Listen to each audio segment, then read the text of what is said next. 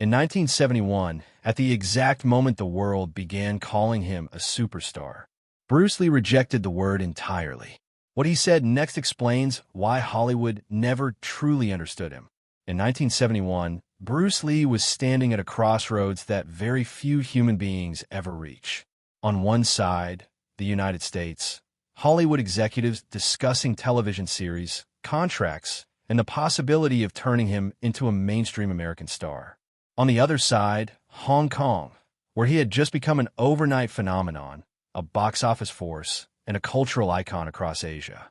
Most actors would call this a dream. Bruce Lee called it a dilemma, because for him, this was never just about success. It was about identity. It was about truth. And above all, it was about how much of himself he was willing to compromise. In this rare 1971 conversation on the Pierre Berton Show, Bruce Lee reveals something far more valuable than career plans.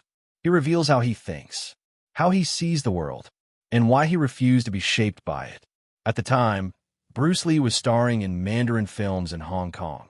Even though he didn't speak Mandarin, his dialogue was dubbed. His lips didn't always perfectly match the words. And yet, the audience believed him. Because Bruce Lee understood something fundamental about cinema. Motion pictures are about motion. To him, dialogue was secondary. Words were tools, not the source of truth. The body, the movement, the intention behind every action, that was where meaning lived. While many saw cultural limitations, Bruce saw adaptation. And adaptation, to him, was not weakness. It was survival. When Pierre Berton asks him about martial arts, Bruce does not answer like a fighter. He answers like a philosopher. Martial arts, he explains, are not about fighting. They're not about breaking boards or defeating opponents. They're about self-knowledge. Bruce Lee taught martial arts to some of the biggest stars in Hollywood.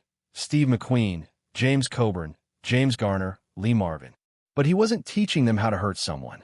He was teaching them how to express emotion through the body. Anger, determination, control, presence. To Bruce, this was acting. He believed that a human being must learn to combine natural instinct with conscious control. Too much instinct, and you become reckless. Too much control, and you become mechanical, no longer human. The ideal, he said, was harmony. This balance was not only physical. It was philosophical. It was spiritual. Then Bruce Lee makes one of the most radical statements of his life. He says he no longer believes in styles. Not Chinese style, not Japanese style, not Western style. He explains that styles are artificial boundaries, doctrines that harden into dogma, systems that stop human growth. Unless human beings suddenly grow 3 arms and 4 legs, he says, there is no reason to pretend that different national ways of fighting truly exist. There is only the human body. 2 hands, 2 feet, 1 mind. Style, according to Bruce Lee, is crystallization. And crystallization is death. Life must flow. This idea extends beyond martial arts. Bruce speaks openly about violence in cinema. He does not deny it, but he despises it when it is empty. Violence without meaning. Violence without consequence. Violence used only for spectacle. For Bruce Lee, if violence appears on screen, it must serve a purpose. It must reveal something about human nature. Otherwise, it is nothing more than noise. Then comes the moment that would echo through history. Bruce recalls a line he once delivered on television, words that would later become legendary. Empty your mind. Be formless, shapeless like water. Water adapts to whatever contains it. It can flow gently, or it can crash with unstoppable force. This was never just a metaphor for combat. It was a philosophy for life. Do not cling to rigid identities. Do not trap yourself inside labels. Do not live according to expectations imposed by others. Flow.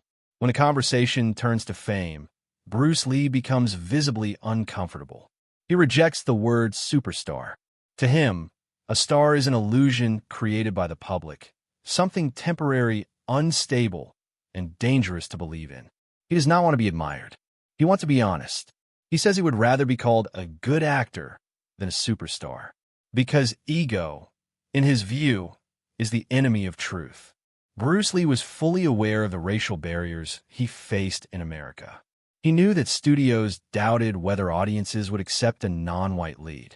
He understood the risks from a business perspective, and yet he believed that if a person expressed himself honestly, acceptance would follow. Not immediately, not easily, but eventually. When asked whether he felt Chinese or American, Bruce gives perhaps his most powerful answer. He says he wants to think of himself as a human being. Under the sky, he explains, there's only one family. Different cultures, different appearances, different languages, but the same humanity. Bruce Lee did not want to choose between East and West. He wanted to connect them. He did not want to be a symbol. He wanted to be real.